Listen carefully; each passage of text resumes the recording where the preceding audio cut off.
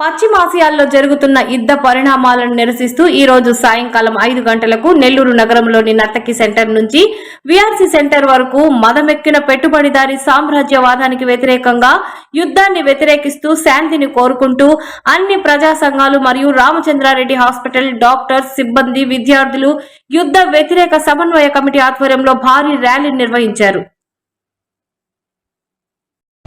American సామ్రాజ్యవాదం ప్రపంచంలో దేశాల పరిస్థితుల గురించి పట్టించుకోకుండా ఈరోజు పిచ్చి పట్టినట్టు ఏ దేశం మీదంటే ఆ దేశం మీద నేను దాడికి పోతాను, నేను చెప్పినట్టు వినాలా లేకపోతే యుద్ధం చేస్తానని చెప్పేసి ఈరోజు అమెరికా అధ్యక్షుడు ట్రంప్ బెదిరిస్తా ఉన్నాడు. నిన్నగాక మనం చూసాం, వెనిజులా అధ్యక్షుడు మదురోని ఆయన భార్యని ఆ దేశం మీద దాడి చేసి కిడ్నాప్ చేసి తీసుకెళ్లాడు. అట్లాగే గ్రీన్లాండ్ నాకు కావాలని చెప్పేసి బెదిరిస్తా ఉన్నాడు. మళ్లీ ఇరాన్తో యుద్ధం ఆగిపోదు, రేపు మళ్లీ నేను క్యూబా మీదకి పోతా, ఆ తర్వాత మళ్ళీ ఇంకో దేశం మీద నేను దాడి చేస్తానని చెప్పేసి బెదిరిస్తా ఉన్నాడు. అంతేకాదు భారతదేశం కూడా మీ నిర్ణయాలు మీరు తీసుకోవడం కాదు, నేను చెప్పినట్టు వినాలి. ఈరోజు మోడీ పట్ల నేను చాలా అసంతృప్తిగా ఉన్నాను, నేను ఏం చెప్తే చేయాలని చెప్పేసి చెప్తున్నాడు. మనం పెట్రోల్ ఎక్కడ కొనుక్కోవాలో, ఏ దేశం నుంచి కొనుక్కోవాలో, భారతదేశం ఏం చేయాలో కూడా అమెరికా అధ్యక్షుడు బెదిరించేటువంటి పరిస్థితులు చూస్తా ఉన్నాం. ఆ రకంగా ప్రపంచంలో పెద్దన్నలాగా, ప్రపంచ పోలీసు లాగా ఈరోజు అన్ని దేశాలని దాదాపు 20,000 మంది చిన్నారులు ప్రాణాలు కోల్పోయారు. ఈరోజు ఇరాన్, లెబనాన్ అనేక దేశాల్లో మనం చూస్తా ఉన్నాం ఏ రకంగా ఎంత ప్రాణ నష్టం జరిగిందో. అమాయకులు ఏమీ తెలియనటువంటి వాళ్ళు ఈరోజు ప్రాణాలు కోల్పోతా ఉన్నారు. పాలకులు బాగానే ఉన్నారు. అందుకని ఇట్లాంటి యుద్ధాలు కానీ వస్తే నష్టపోయేది సామాన్యులు, అమాయకులు. కాబట్టి ఇట్లాంటి యుద్ధాలు వద్దు, ప్రపంచం అంతా కూడా శాంతిగా ఉండాలి.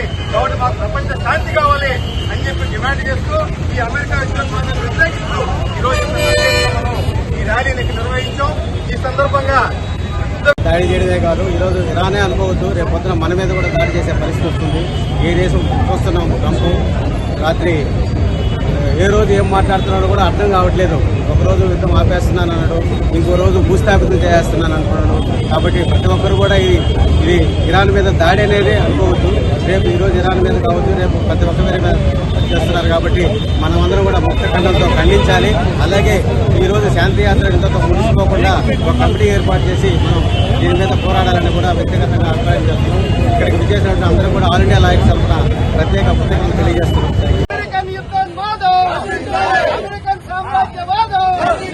అమెరికన్ సామ్రాజ్యవాదం వర్ధిల్లాలి, ప్రపంచ శాంతి వర్ధిల్లాలి, ప్రపంచ శాంతి వద్దు వద్దు వద్దు వద్దు వద్దు కావాలి కావాలి ప్రపంచ శాంతి కావాలి కావాలి కావాలి ప్రపంచ శాంతి కావాలి వద్దు వద్దు వద్దు వద్దు నశించాలి అమెరికన్ సామ్రాజ్యవాదం నశించాలి అమెరికన్ సామ్రాజ్యవాదం నశించాలి అమెరికన్ సామ్రాజ్యవాదం. ఇబ్బంది పడుతూ ఉన్నాం.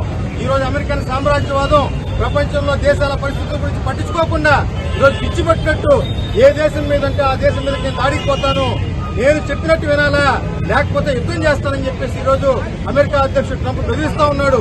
నిన్నగాక మనం చూసాం, వెనిజులా అధ్యక్షుడు మదురోని ఆయన భార్యని ఆ దేశం మీద దాడి చేసి కిడ్నాప్ చేసి తీసుకెళ్లాడు. అట్లాగే గ్రీన్లాండ్ నాకు కావాలని చెప్పేసి బెదిరిస్తా ఉన్నాడు. మళ్లీ ఇరాన్తో యుద్ధం ఆగిపోదు, రేపు మళ్లీ నేను క్యూబా మీదకి పోతా, ఆ తర్వాత మళ్ళీ ఇంకో దేశం మీద నేను దాడి చేస్తానని చెప్పేసి బెదిరిస్తా ఉన్నాడు. అంతేకాదు భారతదేశం కూడా మీ నిర్ణయాలు మీరు తీసుకోవడం కాదు, నేను చెప్పినట్టు వినాలి. ఈరోజు మోడీ పట్ల నేను చాలా అసంతృప్తిగా ఉన్నాను, నేను ఏం చెప్తే చేయాలని చెప్పేసి చెప్తున్నాడు. మనం పెట్రోల్ ఎక్కడ కొనుక్కోవాలో, ఏ దేశం నుంచి కొనుక్కోవాలో, భారతదేశం ఏం చేయాలో కూడా అమెరికా అధ్యక్షుడు బెదిరించేటువంటి పరిస్థితులు చూస్తా ఉన్నాం. ఆ రకంగా ప్రపంచంలో పెద్దన్నలాగా, ప్రపంచ పోలీసు లాగా ఈరోజు అన్ని దేశాలని